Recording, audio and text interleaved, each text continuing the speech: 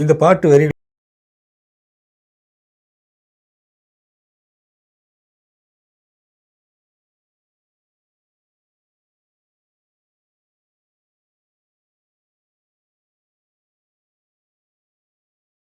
பாட்டுக்காரன் படத்துல தந்தேன் தந்தேன் இசை அப்படிங்கிற ஒரு பாடல்ல வர்றது. இந்த பாட்டோட ஸ்பெஷாலிட்டி நிறைய பேருக்கு தெரிஞ்சிருக்கும். முழு பாடலுமே ஒரு சொல் கூட உதறொட்டாத சொற்களை கொண்டு வாலி எழுதின பாடல். இந்த படத்தோட மற்ற பாடல்கள்லாம் கங்கை அமரன் எழுதினது. இந்த ஒரு பாட்டு மட்டும் வாலி எழுதியிருப்பாரு. அதுக்கு டைட்டிலே கங்கை அமரன் நன்றி சொல்லியிருப்பாரு. ராணி படத்தோட கதாநாயகி ராணி ராமராஜன் சவால் விடுவாங்க. அப்படின்னு ஒரு பெரிய ஆளா இருந்து உதறொட்டாத சொற்களை வச்சு ஒரு பாட்டு பார்க்கலாம் அப்படிங்கும்போது பாடுற பாட்டு தான் இது. தந்தேன் தந்தேன் இசை செந்தேன் தந்தேன் அடி கால காலங்கள் தேடிய ஞானத்தில் தந்தேன் தந்தேன் இசை செந்தேன் தந்தேன் அடி ஆடாத ஆட்டங்கள் தான் கிளியே இங்கேதான் ஏதுக்கடி ஆனந்த ராகங்களை கிளியே இங்கே நீ கேட்டுக்கடி. சொன்ன எதுலையுமே உதறொட்டவே இல்லை. உதறொட்டாத சொற்களை முழுசா வச்சே எழுதின ஒரு பாடல் இது.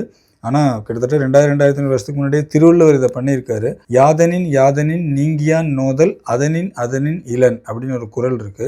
அந்த குறளோட பொருளே என்னன்னா, எதிலிருந்து நீ உன்னோட பற்று இல்லாமல் இருக்கியோ அதனால வர துன்பம் உன்னை பாதிக்காது. அதாவது கிரிக்கெட்ல இந்தியா தோத்தா, அது கிரிக்கெட்ல நம்ம ரொம்ப பற்று இருந்தால் இந்தியா தோத்தா நம்மளை ரொம்ப சங்கடப்படுத்து இல்லையா? நீ ரொம்ப பற்று வைக்காம இருந்தா அதனால வர எந்த விளைவும் உன்னை பாதிக்காது அப்படிங்கிற ஒரு குறள்ல உன்னோட ஒன்று பற்று இல்லாமல் இருன்னு சொல்றதுக்காக ஒருவரோட ஒட்டாமையே திருவள்ளுவர் பண்ணியிருப்பாரு. ஸோ அந்த அப்போவே தமிழில் எல்லாமே பண்ணிட்டாங்க தான். ஆனால் ஒரு திரைப்பட பாடலில் முழு பாடலுமே அதுவும் பொருளோட அவ்வளோ சொற்கள் உதரொட்டாத சொற்களை வச்சு எழுதணுங்கிறது மிகப்பெரிய சவால் தான். வாலி அதை அனாயாசமாக பண்ணியிருப்பாரு. இதில் இப்போ நான் முதல்ல சொன்னேன் இல்லையா, அதில் ஒரு பெரிய வரலாறே இருக்குது. நீ இங்கு கேட்டதில்லை அந்நாளிலே கிந்தனின் சரித்திரத்தை திண்டாடிய நாட்டுக்கு இசையினிலே தந்தாரடி என்எஸ்கே தன் கருத்தைன்னு. என்எஸ்கே அப்படிங்கிறது என்எஸ் கிருஷ்ணன், நிறைய பேருக்கு தெரிஞ்சிருக்கும்.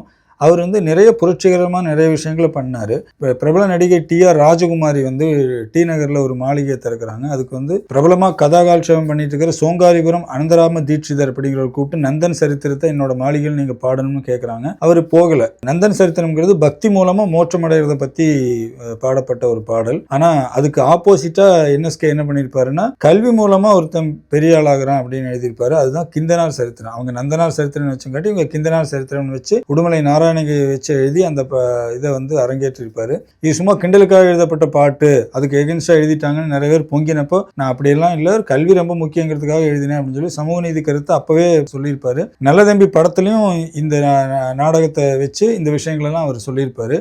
கொஞ்சம் இப்படி வாங்க. கிந்தனார் கதையை கேட்டிருக்கிறீர்களா? கேட்டிருக்கேன்.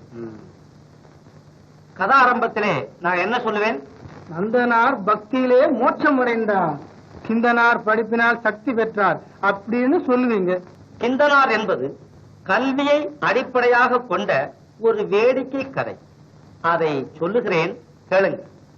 கிண்டல் சரித்திரமே கிண்டல் அல்ல, கிண்டல் சரித்திரமே கிண்டல் அல்லவே அல்ல. ஸோ அதைத்தான் வாலி இந்த பாட்டுக்குள்ளே வச்சிருப்பாரு. நான் அந்த மாதிரி என்எஸ்கே எப்படி இசை மூலமாக நிறைய பண்ணாரோ அந்த மாதிரி நானும் அவரோட வழி வந்தவன் தான் ராமராஜன் பாடுற மாதிரி இருக்கும். இதில் இந்த வரி எழுதும்போது கலைவாணரும் அப்படின்னு எழுதிட்டு, கலைவாணரும் தன் கருத்தைன்னு எழுதிட்டாராமா வாலி. அப்புறம் வா அப்படிங்கிறது ஆஃப் லிப். இப்போ பா மா எல்லாம் முழுசா உதறட்டும் இல்லையா, வா பாதி உதற ஒட்டும். ஆஃப் லிப் வேர்டு அப்படிம்பாங்க, பாதி உதற ஒட்டும். இளையராஜா பரவாயில்லன்ட்டாராமா. ஆனாலும் இல்ல இவ்வளோ எழுதிட்டு அது மட்டும் நம்ம ஏன் ஒரு அரை உதற ஒட்டுது இல்லையான்னு சொல்லிட்டு என்எஸ்கே அப்படின்னு மாத்தினேன். என்எஸ்கே அப்படிங்கிறது ஒட்டவே இல்லை. கலைவாணல வா அப்படிங்கிறது கொஞ்சம் உதற ஒட்டுற மாதிரி வருது. அதனால இது என்எஸ்கேவும் தன் கருத்தை ஆங்கில சொல்லா இருந்தாலும் பரவாயில்ல உதறொட்டாமல் இருக்கட்டும் சொல்லி அதை போட்டுட்டு தான் வாலி ஒரு பேட்டியில் சொல்லியிருப்பாரு. இப்படி இரண்டாவது சரணத்தில் இவ்வளோ பெரிய விஷயத்த அவர் உள்ள வச்சிருக்காரு. முதல் சரணத்தில் இன்னொன்று வச்சிருப்பாரு. என்னன்னா, நான் ஏற்கனவே ஒரு ரீல்ல சொன்னேன், தனக்கு வாய்ப்பு கிடைக்கிற நேரத்துலலாம் இளையராஜாவோட புகழ பாடுறதுல வாலி தவற விட்டதே இல்லை அப்படின்னு சொல்லியிருப்பேன். முதல் சரணம் பார்த்தீங்கன்னா,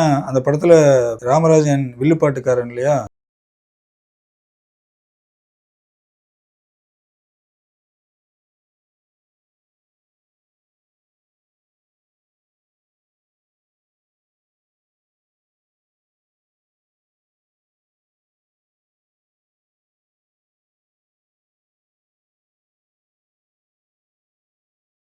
ராஜனுக்கு தான், பட் இளையராஜாவுக்கு அப்படியே பொருந்தும். ஏழைகள் காதுகளில் செந்தேனலி சேர்க்கிற கலைஞனடி, தென்னாட்டுல இருக்கிற இதயங்களை இசையில ஈர்க்கிற இளைஞனடி, நாட்டுல கேட்டுக்கடி இசையில் இங்கு நான் செஞ்ச சாதனை தான் அப்படின்னு பூராமே ராஜாவுக்கு எழுதின மாதிரியே இருக்கும். இப்படி ஒரு அற்புதமான பாடல் இது.